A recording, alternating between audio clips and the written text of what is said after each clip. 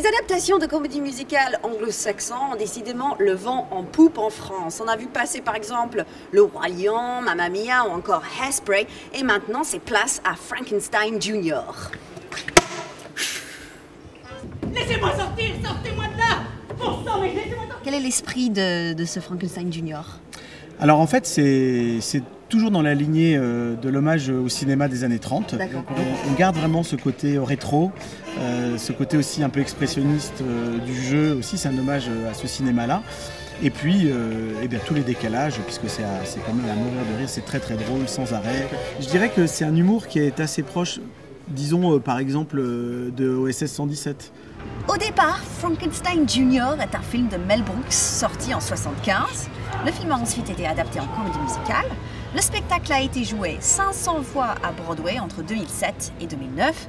Ce n'est pas énorme pour un spectacle de Broadway. D'abord à Broadway, le spectacle était absolument énorme. Je crois que c'était avant Spider-Man le spectacle le plus cher de l'histoire de Broadway. D'accord. Donc je pense que le coût de plateau était astronomique et qu'il fallait au moins 90% de remplissage pour pouvoir être économiquement envisageable.